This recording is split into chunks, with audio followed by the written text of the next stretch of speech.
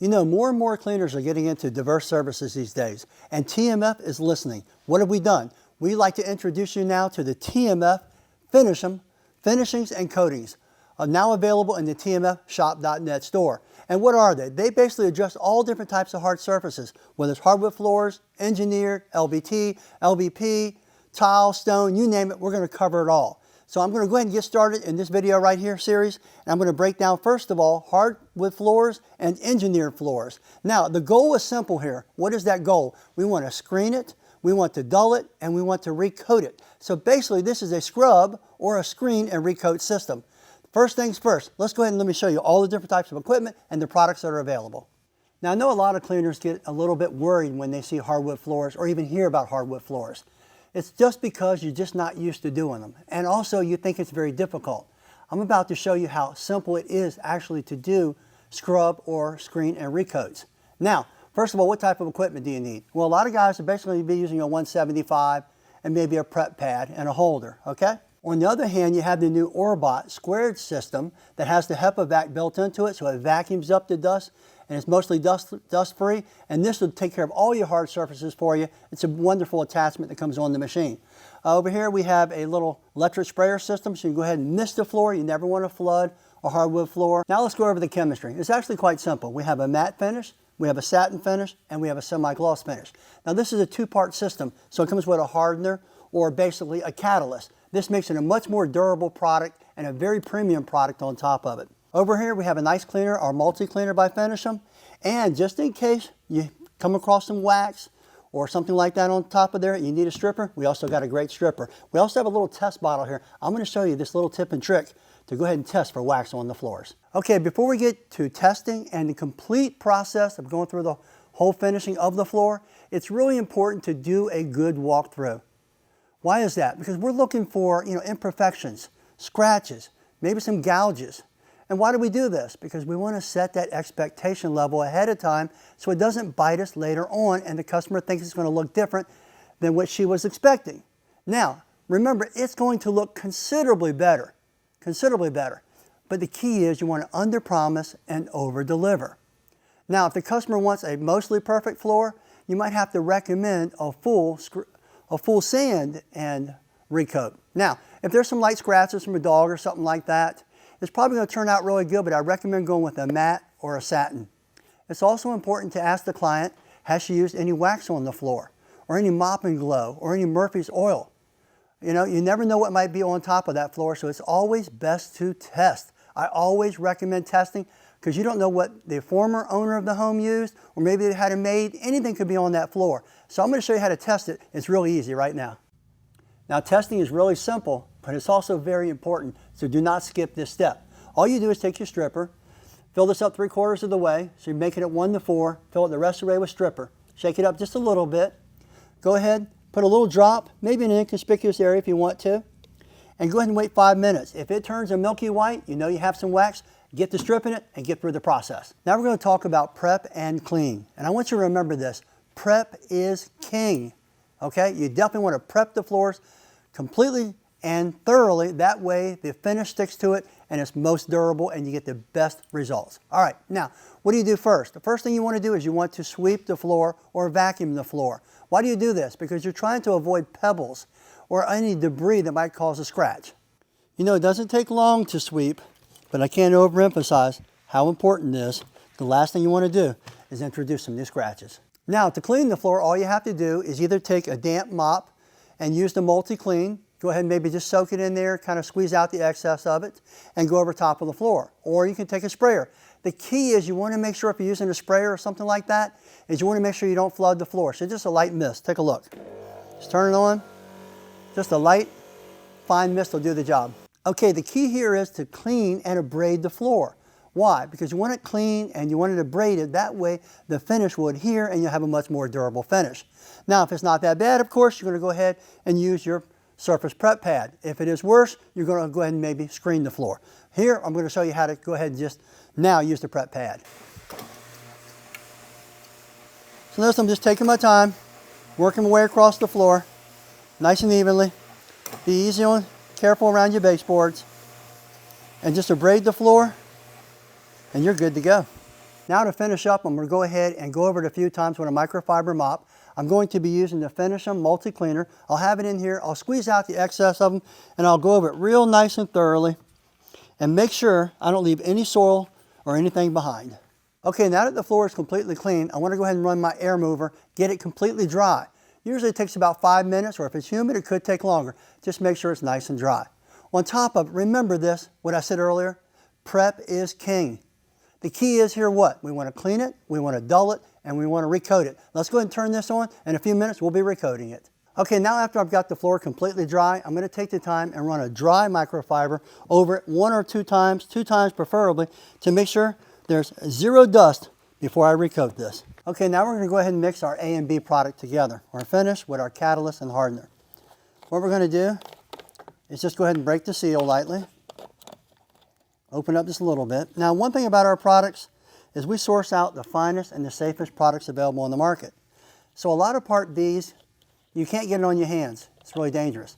However, ours you can, but we don't recommend it. I still recommend wearing a pair of gloves. Just go ahead, mix it right in. It's already pre-measured here, ready to go. And what you're going to do is shake it 2 to 3 minutes. Real good. Just put the top back on there and go ahead and shake it up for about 2 to 3 minutes. Now, you're probably wondering, hey Rob, what's the pot life of this product? Well, it's about 12 hours, okay? Now, however, if you have to go into the next day, all you have to do is reboost it and you're good to go.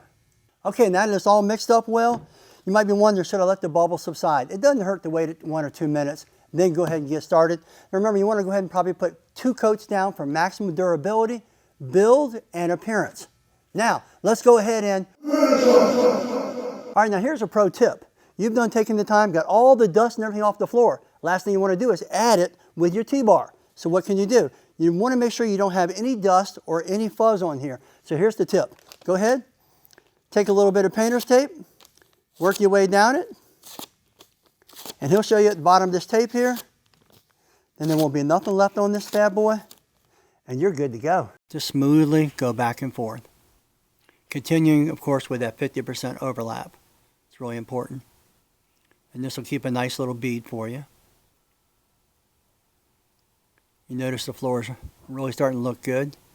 I like to squeeze out a little bit of excess at the ends too sometimes, so there's not so much inside the T-bar. And of course, you want to make sure you work with the grain. That's very important. Always work with the grain for best results.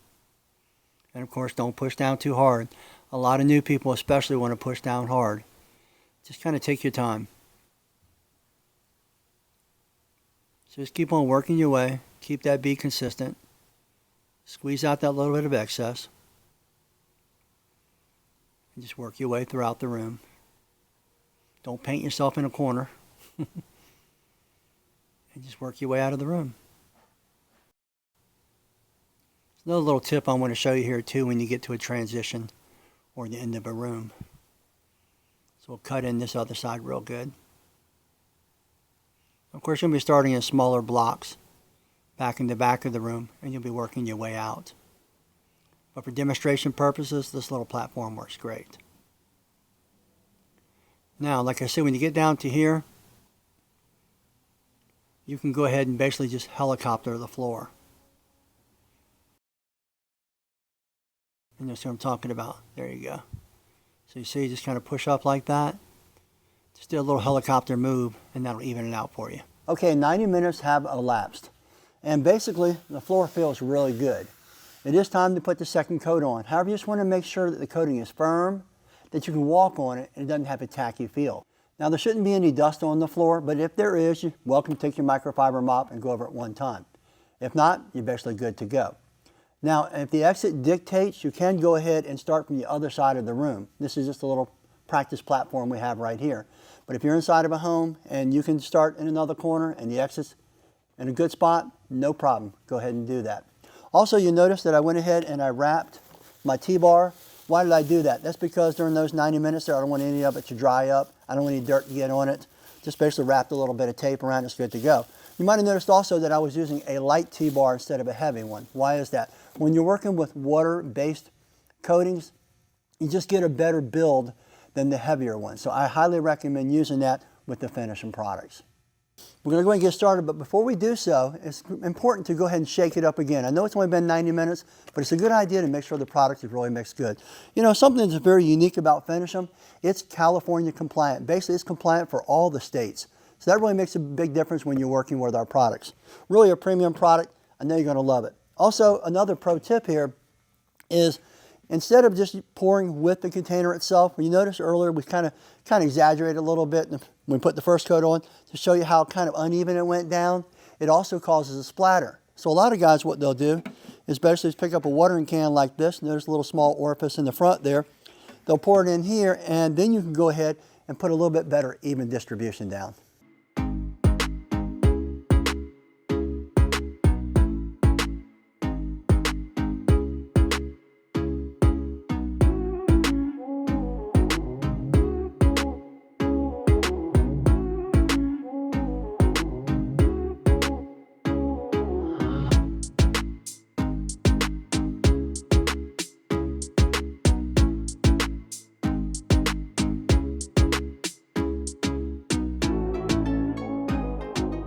All right, I want to let you know ahead of time, using a T-bar takes a lot of finesse and some practice, and some guys actually never get it.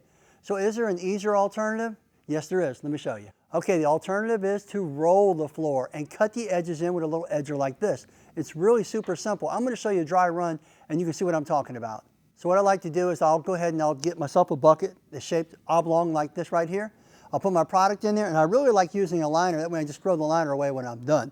So I'll just dip it in there. I'm going to go back to the farthest part of the room, and I'm going to cut in the corners and the edges. Notice how easy that is. Cut them in. Boom. This keeps me from having the roller, or if I was using the T-bar, from hitting the baseboards. Okay, once I'm done with that, I'll grab my roller, dip my roller in a little bit, come on over here, and then I'll roll it in. See how much easier that is? And I like a long bar. That way I can cover a bigger area if I want to. And I'll work my way up without hitting the baseboards. And look how easy that is. Just dip it in, keep right on going. Just make sure you just put a nice even coat on. And you're good to go. If you want to flip it over here when you get closer to this edge, you can. So you notice as I'm backing up, I'll dip it again, come in there. And as I'm getting over to the other edge, I'm going to flip it over again and work myself right up to the edge. I just don't want any haloing, and I don't want no outline on the floor. I'm going to tell you what, using a roller is fast, it's easy, and the learning curve is nil to none. Okay, the job is all finished now. Now you want to make sure that you've mostly worked out of the door, you've been putting your supplies away. You want to do your final cleanup, you might have it at the front porch or in the foyer or something like that. Get it all put away nice and neatly. Then you want to alert the customer not to walk on the floor for at least 2 hours. That's at least 2 hours. And on top of it, if there's a realtor or something like that, it's an empty home, put a note on the door letting them know not to enter at a certain time. Now, if the customer wants to put some furniture back, they can do that after about 4 hours. They can go ahead and set it in place carefully. All right, so that wraps it up. Let's move on to the next floor. Let's go over some tips and tricks. You know, I can't cover every single scenario that's going to pop up, but I tell you what, I'm going to go ahead and cover most of them. That way, if you get into a little bit of trouble, this should help you get through it. All right, now starting off, first of all, don't forget that in the Finishing line, whether it was the finishes, the floor stripper, the cleaner, or the Part B. Remember we have a Part B and a Part A. Why did we go with a two-part? The reason we went with a two-part is because you get better adhesion, you get better performance, you get better durability than you do with a one-part. So it really makes a huge difference. And also the way it lays down, the way it builds, all those things factor in, make a huge difference. We went with the absolute best of everything. We took 0 shortcuts. That makes a big difference. Now, something we did a little bit different on the back of our labels. Yes, we have the instructions, prep, clean, and finish. We got the 3-step process right there, and it's broken down with each one of them. But we also added some tips and tricks to the back of this. But I'm also going to go over a couple of other tips and tricks for you as we go along here. All right, remember, I think I mentioned through the video, it's self-leveling. It cures in 72 hours. Keep this in mind. If you run into some bare floor, like in a traffic pattern or something like that, you might need to put some sealer down first before you go ahead and put your coating down. That's a rare occurrence, but definitely keep your eye open for it. Also, you need to understand dry times. That makes a big difference because what if it's, I've got written on here, what if it's more humid? What if it's lower temperature? Well, that can affect your cure and your dry times. So factor that in when you're doing it. Another cool thing is this water-based product, being such a good high premium product, we went ahead and made it very low VOCs and very low odors. You can't even hardly tell this being put down there. As I mentioned throughout the video there, test for topicals. You want to make sure if there's any wax present, you want to get your Refinishing stripper and you want to go over top of that, clean it, get it completely in good shape, all right? Now this product lasts approximately 3 to 5 years depending on conditions and of course the way the traffic is going throughout the house and stuff like that. It's a good idea to wait about 4 hours. Ideally, sometimes you go a little quicker for light traffic and then putting the furniture back. Some people set it gently back in place after 4 hours, but ideally that's 24 hours and I've got that on here just to give you the worst case scenarios. All right, matte and satin are best for dog owners. That's really important because think about their paws and their claws. Okay, so they can really do a lot of damage. So a lot of guys don't even offer a high gloss. So keep that in mind. All right. Then we got some stains, dents, scratches, and urine may need sanding. And that's where setting the expectation levels come in handy and to walk through. You need to be observant because you need to be aware of it because guess what? After you leave or after you do the job, the customer's going to become hyper aware of every little tiny thing. If you don't cover it in the beginning, then it becomes your problem at the end. But if it becomes a problem at the end, it's on her or the homeowner, all right, not you. Okay, don't forget the pot life on this is approximately 12 hours and you want to protect it from freezing and don't forget to shake it up really well. Now, how about a couple of other tips and tricks? Well, you definitely want to test for adhesion. I mentioned that early on, to test for adhesion to make sure the product is going to adhere properly to give you the proper performance and the proper durability. Very important, okay? And speaking of adhesion, it's important that you have no contaminants on the floor. That's what causes the problems, all right? If there's any contaminants, if there's any soil left behind, if there's any detergent left behind, if there's any silicone left behind, or the maids left something behind, or the window cleaners, all that right in there can factor in, and that can cause problems like fish eyes or bubbles, and that will definitely work against you. So make sure you've got all those contaminants off the floor. Also, you want to be careful when you're working around things that you don't get these drops or too big of puddles that you're working with. And of course, floor ID is important. You know, if you maybe might have a hardwood floor that's not finished, maybe you have one that's pre-finished. Maybe you have an engineered floor, and most engineered floors have what? Aluminum oxide on it, so that's really important to know. One other thing some guys do is they put too much product down. You really basically only need 2 coats with this product. You start putting more coats after that, more is not better. You're going to run into more problems, and maybe you're going to run into some scratches, all kinds of little issues going to drive you crazy. I'd say the key is, more than anything else, is practice, practice, practice. Practice at your own home. Practice at some relatives' homes. Practice at some friends' homes. Maybe make this little platform like I did. It's not hard to do, it's a little tedious, but once you get it together, you can go over and over and you can learn the chemistry, you can learn the problems that you run into, and you also learn how to work the machinery and just get a feel for everything. That way, when you walk in, you have the confidence. So practice, practice, practice leads to confidence, confidence, confidence. Hey, I really appreciate you watching this video. Hope you enjoyed it. Now, if you have any pro tips of your own, please take and drop them down inside the comments. Speaking of that, if you have any questions, go ahead and put them down inside the comments, and I'll do my very best to get to them as soon as I possibly can for you. Take the time, please, and also like, comment, and subscribe. On top of it, don't forget to ring that bell so you'll get the notification for my next video. Also remember that we operate on the law of reciprocity. I believe if I help you become successful, you'll help me become successful, and I'm living proof of that. Well, I'm Rob Allen with Truck Mount Forums. Have yourself a great day and enjoy. Finish them!